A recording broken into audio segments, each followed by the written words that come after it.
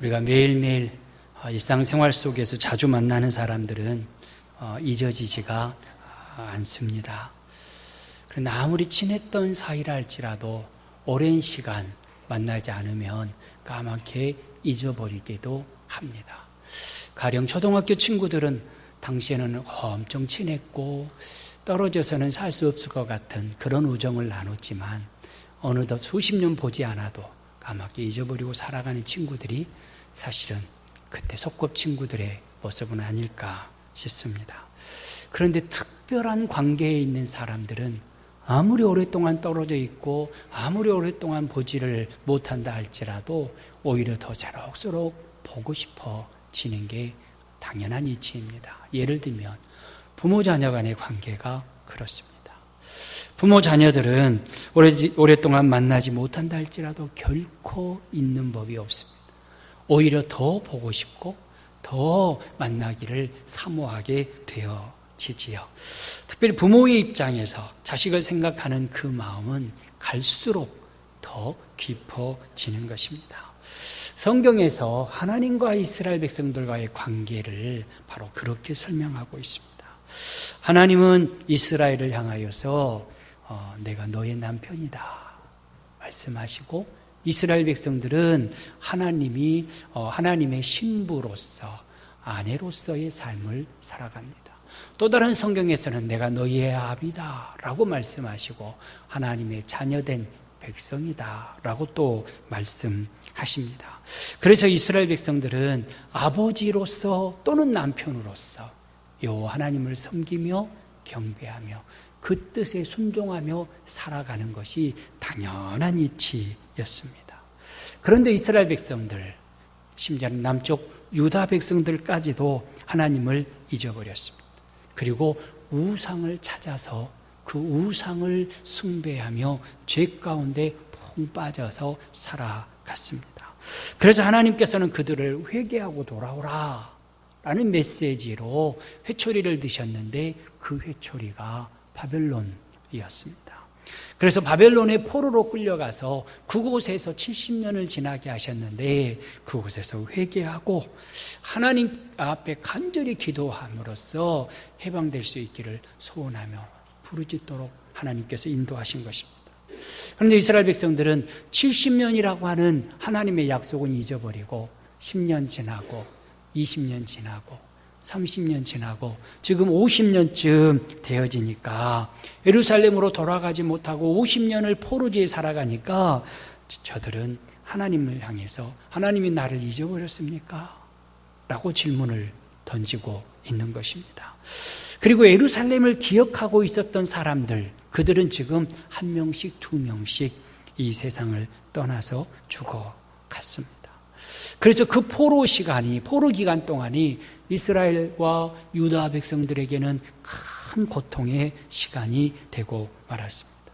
그래서 한결같이 하나님은 우리를 잊어버리셨나 보다 원망하고 탄식하며 그렇게 눈물로 나날을 보내고 있는 것이지요. 그래서 하나님 나를 왜 잊어버렸습니까? 진짜 하나님이 나를 잊으셨습니까? 라고 아무리 부르짖어도 침묵하시는 하나님 앞에 질문을 던지고 있지요. 그때 하나님께서는 나는 잊지 않았다. 나는 단 한 차례도 잊어본 적이 없다. 라고 말씀하십니다.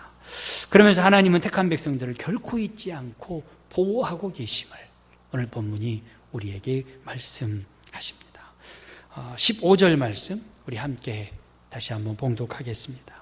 여인이 어찌 그 젖먹는 자식을 잊겠으며 자기 태에서 난 아들을 긍휼히 여기지 않겠느냐. 그들은 혹시 잊을지라도 나는 너를 잊지 아니할 것이라. 아멘. 지금 이 말씀은 하나님을 잘 섬기며 열심히 살고 있다가 그런 가운데서 고난을 당하는 사람들에게 주시는 말씀이 아닙니다. 이 말씀은 우상을 숭배하고 하나님 앞에 범죄하여서 징계를 당하고 있는 유다 백성들을 향하여서 주시는 말씀입니다. 하나님 앞에 범죄하여 대가를 지불하고 있는 그 백성들을 향하여서 하나님께서 너희를 향한 사랑은 변하지 않았다라고 말씀하십니다. 말씀하고 계십니다. 그러면서 그 사랑을 어머니의 사랑으로 말씀하십니다. 그러니까 성경에 우리 하나님을 아버지라고 남성으로 지칭을 쭉 하는데요. 오늘 본문의 말씀은 여성적인 하나님의 모습이 그대로 담겨져 있기도 합니다. 어머니들이 엄마가 어린아이를 해산할 때 그 고통은 다 말로 표현하기 힘들다라고 이야기합니다. 저는 잘 모르겠어요, 권사님들. 근데 그렇다고 이야기를 하십니다. 그리고 그런데 그 모든 고통이 아기를 품에 안는 순간에 다 사라져 버리고 만다라는 얘기를 듣습니다. 그뿐만이 아니죠. 때로는 몇 날 며칠을 밤을 꼬박 새우면서 열로 들끓는 아이를 간병하기도 합니다. 그렇게 고통 속에 해산하고 아이를 양육하기 위해서 몇 날 며칠을 잠을 잘 수는 없다 할지라도 그 자녀를 향한 엄마의 사랑은 절대로 변하지 않는다는 것입니다. 그래서 우리 모든 자녀들은 어머니의 그 희생적인 사랑 오래오래 참아주기도 하고 또 많이 져주시기도 하고 또 저 같은 경우도 딸하고 전화하다 보면 이 딸이 거짓말하고 있구나 아니구나 금방 알잖아요. 근데 또 속아주기도 하고 저희 어머니도 많이 속아주신 것 같아요. 지금 생각해보면 속아주시기도 하고 또 사람 되라고 오랫동안 기다려 주시기도 하고 인내하시면서 끊임없이 사랑을 주셨습니다. 그런데 요즘 시대는 불행하게도 아버지가 아내와 자식을 버리고 집을 나가버리는 아버지가 가끔 있고 엄마도 자식을 버리고 가출해버리는 자녀들도 가끔 있는 것 같습니다. 그런데 그럴지라도 젖먹이는 엄마가 자식을 잊어버린다 할지라도 나는 절대로 잊어버리지 않고 지키고 보호해주시겠다라고 말씀하십니다. 설령 내가 나를 버린다 할지라도 요즘에 자기가 자기를 버리는 사람 참 많지요. 내가 나를 버린다 할지라도 하나님은 나를 절대로 버리지 않겠다라고 말씀하십니다. 그러니 내가 나 자신을 보고 절망하고 나 자신으로 인하여 정말 큰 고통의 늪에 빠져서 헤어나올 수 없는 그때에도 하나님은 절대로 나를 보시고 절망하지 않으신다. 그러니 어떠한 고난과 아픔 속에서도 하나님께서 나를 향하시는 그 사랑을 의심하지 말아라. 그 사랑을 잊어서는 안 된다라고 말씀하십니다. 시편 27편 10절에 다윗은 고백합니다. 내 부모는 나를 버렸으나 여호와는 나를 영접하시리이다. 다윗이 부모에게 버림받았다는 얘기가 아니고 바로 이와 같은 얘기이지요. 설령 부모가 나를 버리고 잊어버린다 할지라도 하나님은 절대로 잊어버리지 아니하시고 나와 함께 하신다. 바로 그 말씀인 것입니다. 우리 하나님은 우리의 아버지이십니다. 우리의 아버지 하나님은 절대로 우리를 잊지 않고 버리지 아니하십니다. 내 생각에 힘들고 어려운 일이 계속되어지고 이제는 그 어둠의 터널을 빠져나올 때 된 것 같은데도 불구하고 아직도 어둠에 있을 때 하나님 나를 잊으셨습니까? 라고 탄식하고 원망하는 일이 있다 할지라도 하나님은 오늘 16절 말씀에서 내가 너를 내 손바닥에 새겼다 라고 말씀하십니다. 원어에 보면 이 손바닥이 복수입니다. 그러니까 손바닥 하나에다가 새긴 것이 아니라 양손에다가 새겨주셨다. 바로 그 말씀입니다. 무엇 때문에 새기셨냐면 나를 기억하시고 나를 절대로 잊어버리지 않기 위해서 손바닥에 새기셨다는 것입니다. 손바닥에 단순히 이름 정도 쓴 것이 아니고 아예 조각칼과 같은 것으로 하나님의 손바닥에 딱 새겨버렸다라는 것이죠. 그러니까 하나님의 손바닥, 양손바닥에 우리를 새겼다 그 말은 하나님께서 보실 때에 손바닥에 새겨진 저와 여러분들은 하나님의 가장 소중한 존재다. 잊을 수도 없고 버릴 수도 없는 하나님의 가장 소중한 존재. 그래서 손바닥에 새겼다라고 말씀하십니다.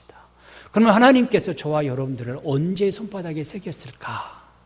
독생자 예수님께서 십자가 위에 못 박혀 죽으실 때, 양손과 발에 못이 박히고 옆구리에 창이 찔릴 때에 바로 그때에 하나님께서는 그 피로 우리 죄를 씻어주시고 하나님의 손바닥에 우리를 새겨버리신 것입니다. 그러니 우리가 날마다 십자가를 바라볼 때마다 하나님은 그 십자가 예수 그리스도의 보혈로 나를 하나님의 손바닥에 새기셨다. 이름 석자를 새기셨고 내 얼굴을 아니 선명하게 새기셨다라는 것을 우리는 확신해야 할 것입니다.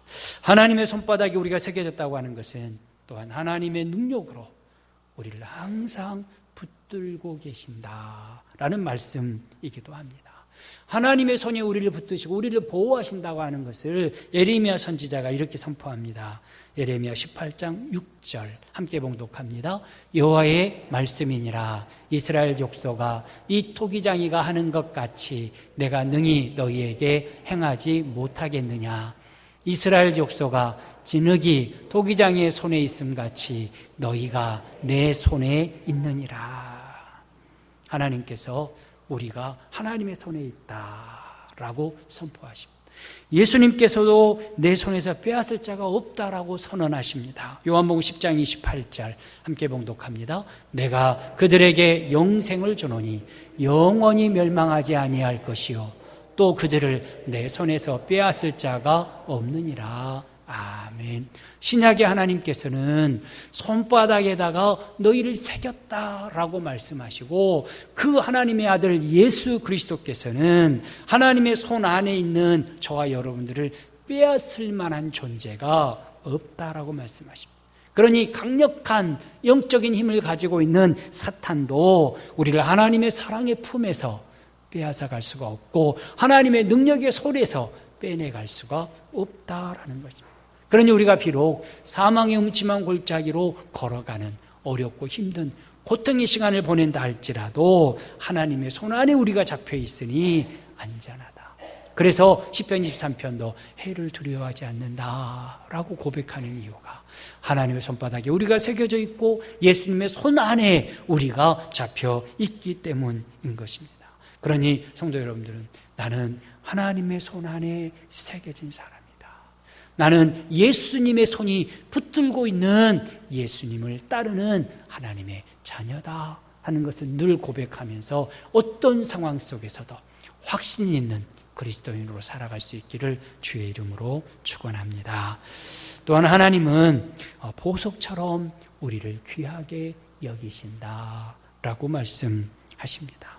14절에는 주께서 나를 잊으셨다라고 단식하는 백성들을 향하여서 하나님 앞에서 우리가 어떤 존재인지에 대해서 말씀하십니다. 18절 말씀 함께 봉독하겠습니다. 내 눈을 들어 사방을 보라. 그들이 다 모여 내게로 오느니라. 나 여호와가 이르노라. 내가 나의 삶으로 맹세하노니 네가 반드시 그 모든 무리를 장식처럼 몸에 차며 그것을 띠기를 신부처럼 할 것이라. 아멘. 하나님께서 구원받은 자녀들을 귀한 보석처럼 몸에 찰 수 있도록 해주시겠다라고 말씀하십니다. 구약시대에 제사장들은 몸에 에봇을 입었습니다. 근데 그 에봇 앞 가슴 쪽에는 12개의 보석이 달려 있었는데 그 보석 하나에 이스라엘 지파 한 지파의 이름이 도장을 새기듯이 새겨져 있었습니다. 그래서 그 보석을 가슴 중심에 달고 하나님 앞에 나아가서 제사를 드렸던 것입니다. 그렇게 했던 이유는 하나님께서 우리 이스라엘 백성들을 보석처럼 귀하게 여기신다라는 뜻으로 보석을 12개를 달고 제사를 드렸습니다. 저와 성도 여러분들도 하나님 앞에 이와 같은 보석입니다. 우리가 예수 그리스도를 통하여서 이 세상과 구별되어져서 구원받은 바로 그때에 우리는 하나님의 귀한 보석이 다 된 것이지요. 그러니까 나는 하나님 앞에 예수 그리스도의 이름으로 인하여 귀한 보석이 되어졌고 여러분 옆에 앉아 예배드리는 성도들도 역시 예수 그리스도의 보혈로 하나님 앞에 귀한 보석이 되어 있는 것입니다. 그런데 그렇게 우리가 귀한 보석이 되어지는 것은 내 공로가 아니다. 옆 사람 한번 봐보십시오. 하나님께서 귀하게 여기시는 보석이 바로 옆에 앉아 계십니다. 인사하겠습니다. 당신은 하나님이 귀하게 여기시는 보석입니다. 예, 그래요. 하나님께서 귀하게 여기시는 보석입니다. 그런데 내가 하나님 앞에 보석되어지는데 내 공로가 하나도 없단 말입니다. 하나님께서 우리를 친히 선택하셔서 보배로 삼아 주셨습니다. 마치 신부가 보석을 몸에 달기 위하여 보석을 고르는 것처럼 하나님께서 우리를 선택해 주시고 그리고 달게, 장식처럼 달게 해 주시겠다라는 것입니다. 지금까지 말씀을 쭉 들으시니까 18절 말씀 읽고 들으시니까 은혜가 되신가요? 저도 이 은혜 안에 있었습니다. 근데 강대상에 딱 서서 성경을 읽는데 그 말씀이 아니더라고요. 은혜 되셨지요? 근데 그 말씀이 아니었습니다. 하나님께서 우리를 보석으로 다루신다는 것이 아니고 18절 말씀이 보니까 내가 반드시 그 모든 무리를 장식처럼 몸에 차며 그것을 띠기를 신부처럼 할 것이다. 그러면서 지금 포로로 잡혀있는 그 성도들에게 하나님께서 그 자녀들을 여기저기서 다 모아서 보석처럼 몸에 찰 수 있도록 해주시겠다. 자녀가 잘 되는 복, 자녀가 번성하는 복을 주시겠다라는 말씀입니다. 제가 말씀을 딱 여기 서서 성경 읽고 저기 앉아서 딱 묵상을 하는데 그제부터 묵상했던 말씀이 잘못되었구나 라는 생각을 했습니다. 말씀이 잘못된 것이 아니고 잘못 적용을 했지요. 그러나 하나님의 관점에서 저와 여러분들은 보배로운 보석인 것입니다. 다른 부분에서는 저와 여러분들 보석으로 여기시고 보석으로 여기셔서 차고 다니시는데 오늘 본문의 의미는 너희들 절대 안 잊었다. 기억하고 있다.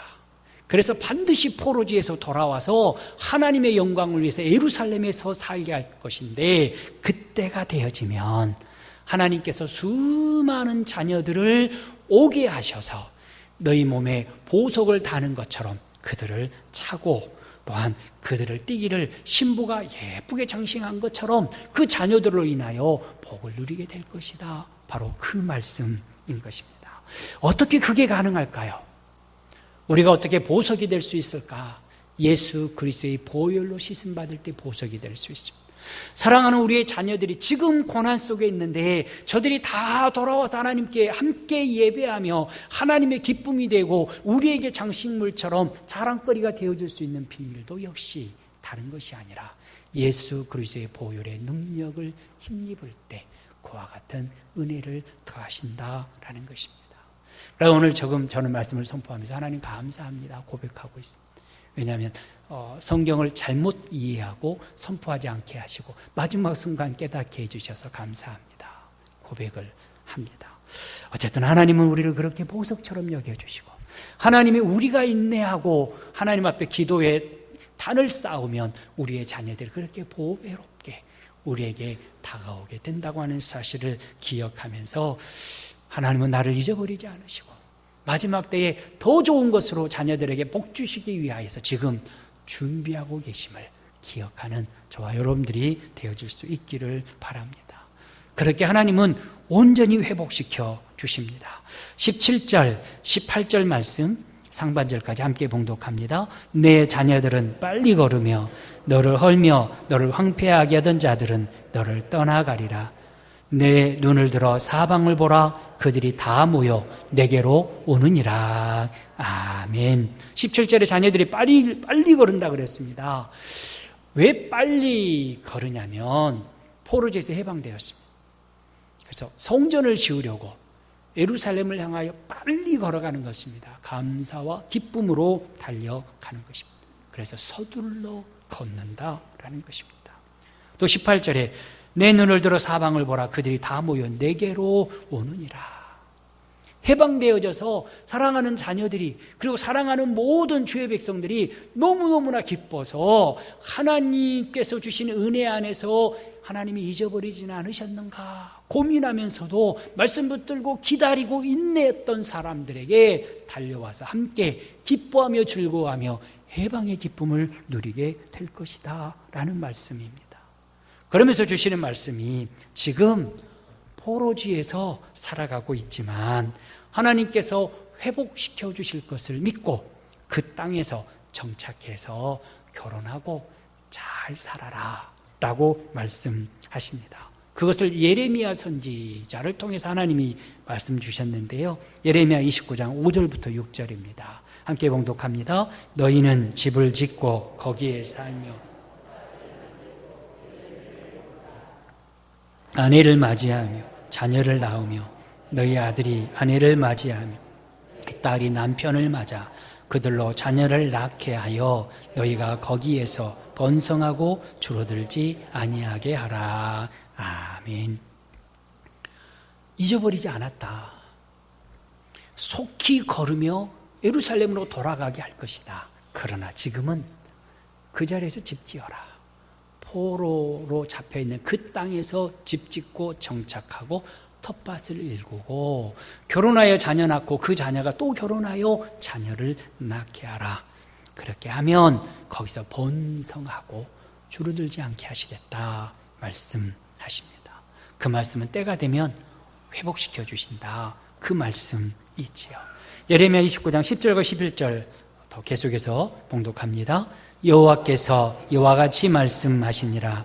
바벨론에서 70년이 차면 내가 너희를 돌보고 나의 선한 말을 너희에게 성취하여 너희를 이곳으로 돌아오게 하리라. 여호와의 말씀이니라.